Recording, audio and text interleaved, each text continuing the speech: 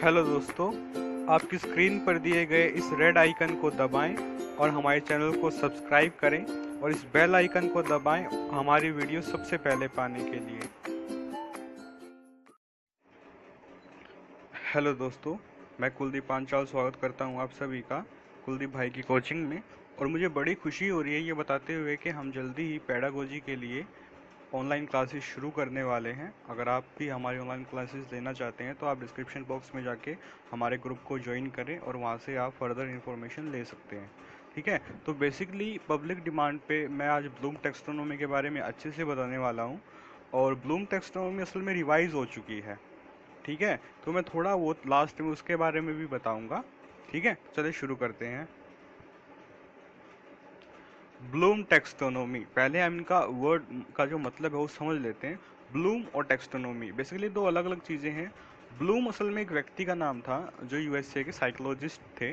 ठीक है, उन्होंने क्या किया कि अधिगम का वर्गीकरण किया। उन्होंने कहा कि जो अधिगम है, जो लर्निंग है, वो कई पक्षों में होती है। That is called taxonomy. ठीक है, टेक्सोनोमी का मतलब होता है वर्गीकृत करना, किसी चीज को बांटना। ठीक है, उन्होंने अधिगम के ऊपर अपना जो है रिसर्च किया और ये कहा कि जो अधिगम है वो कई पक्षों की होती है। इसलिए उन्होंने ब्लूम टेक्सोनोमी जो बनाई, जिसमें उन्होंने बनाया कि अधिगम के क्या प्रकार होते हैं। ठीक है, आगे चलते हैं। उन्होंने कहा कि जो लर्निंग के है ना, तीन मुख्य डोमेन है कि जो अधिगम है वो मुख्य तीन पक्षों में होता है।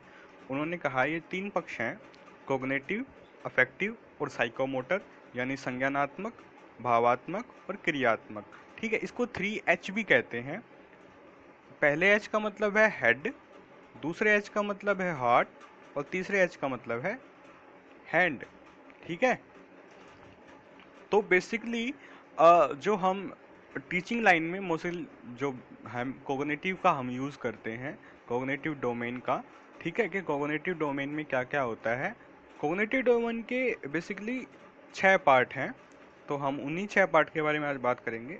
उन 6 पार्ट्स को याद करने के लिए मैंने ट्रिक यहाँ पे बनाई है। ज़्यादा टाइम नहीं था तो मैंने जो ट्रिक बनाई है वो देख लेना। अब ये है कि ज्ञान बिना आदमी वही साधारण मंकी। ठीक है, तो जी का मतलब है ज्ञान, बी का मतलब है बोध, ए का मतलब है अनुप्रयोग, वी का मतलब विश्लेषण, एस का मतलब संश्लेषण और एम का मतलब मूल्यांकन।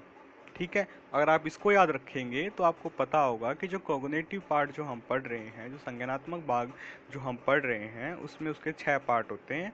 आप सीक्वेंस उनको याद भी कर पाएंगे और आपको पता भी होगा। ठीक है, तो कॉग्निटिव डोमेन ब्लूम टेक्सोनोमी हम पढ़ लेते हैं। बेसिकली आप इस ब्लूम टेक्सोनोमी को समझने के लिए ये सोचिए कि आप लर्निंग के साथ साथ एक फिल्म भी का उदाहरण मैं आपको बताऊंगा, उस फिल्म से जोड़ के हुए आप उस लर्निंग को देखिएगा तो आपको जल्दी ही अच्छे से समझ में आ पाएगा। ठीक है जी, तो शुरू करते हैं नॉलेज से। नॉलेज क्या होता है कि किसी चीज को ऐसे के ऐसा याद कर लेना। ठीक है, जो फैक्ट होते हैं उनको एज इट इज याद कर लेना। आपको उसमें कोई चेंज नहीं करना है और ना उसमें कोई चेंज होता है। ठीक है जी, जैसे परिभाषा, जो किसी ने कोई बात कही हो किसी विषय पर, उसको एज इट इज याद रखना।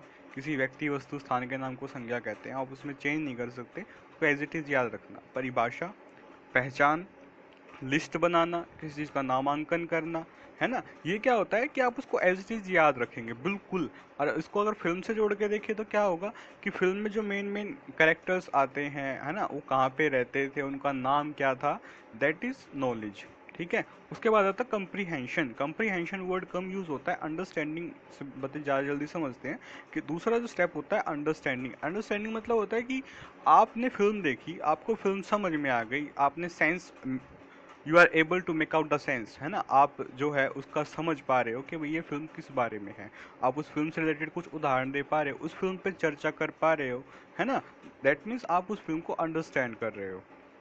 ठीक है, तीसरा जो स्टेप होता है वो होता है एप्लीकेशन, अनुप्रयोग। अनुप्रयोग का मतलब होता है कि जो अभी तक आपने नॉलेज ली, जो अभी तक आपने अंडरस्टैंड किया, उसी चीज को सिमिलर सिचुएशंस में यूज करना। ठीक है, अगर आप इसको लर्निंग से जोड़ के देख रहे हो तो मान लो आपने वर्क के बारे में सीखा।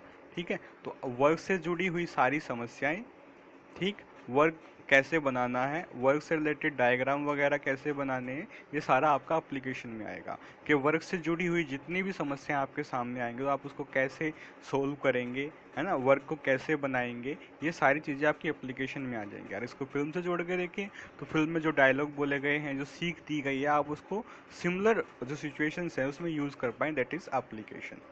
ठीक है जी। अगला जो पार्ट है आपका है एनालिसिस यानी विश्लेषण।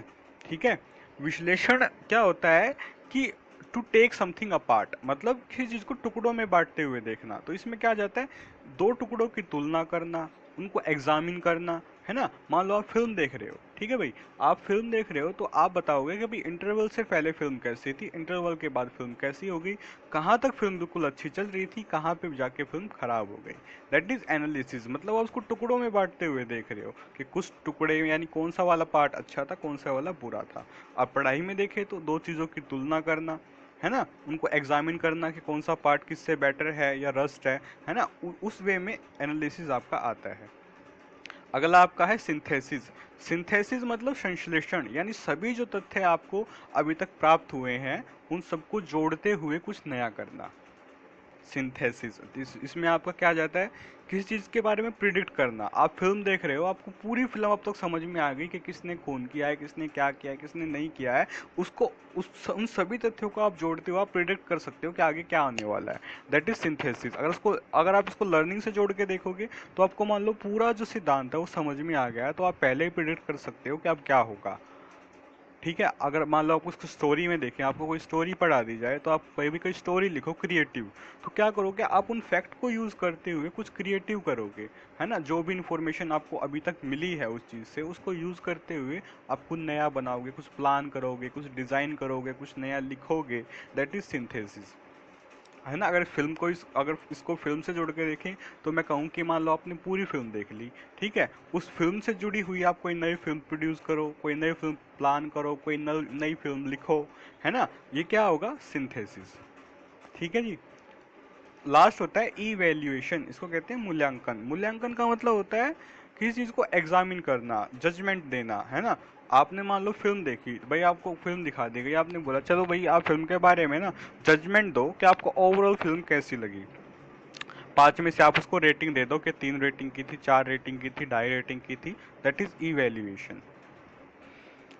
ठीक है यार, इसको पढ़ाई से जोड़ के देखें तो आपका क्या आ जाएगा कि आप रिकमेंड करो उस चीज को, है ना, आप उसको जज करो कि भाई ये क्या है, क्या नहीं है, आइडियाज को, है ना। आपके जो आइडियाज आए हैं आपको सब कुछ पढ़ लेने के बाद, वो इवैल्यूएशन में आता है। ठीक है, तो अब देख लेते हैं रिवाइज ब्लूम टेक्सोनोमी। ये अभी लेटेस्ट आई है। तो रिवाइज ब्लूम टेक्सोनोमी में बेसिकली क्या किया गया है कि इन्होंने नॉलेज को रिमेम्बरिंग बोला है, और इन्होंने थोड़ा सा चेंज किया है कि जो हमारा सिंथेसिस है वो 5वें नंबर पे आता था, तो इन्होंने क्या किया, इवेल्युएटिंग को 5वें नंबर पे रखते हुए सिंथेसिस का नाम बदल के उसको क्रिएटिंग कर दिया है। ठीक है, क्योंकि मैंने पहले बोला सिंथेसिस का मतलब उस पुरानी इंफॉर्मेशन को यूज करते हुए कुछ क्रिएट करना, कुछ बनाना, है ना।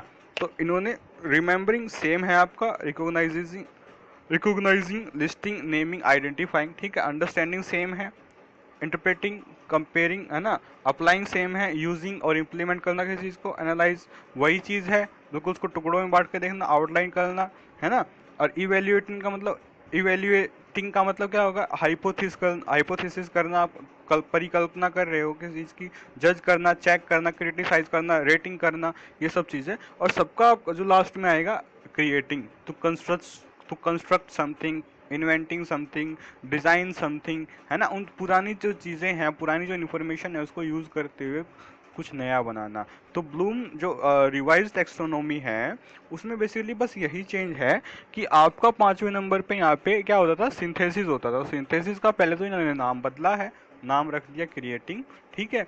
और इवेल्युएशन 6 पे होता था, पर अभी 6 पे क्रिएटिंग है।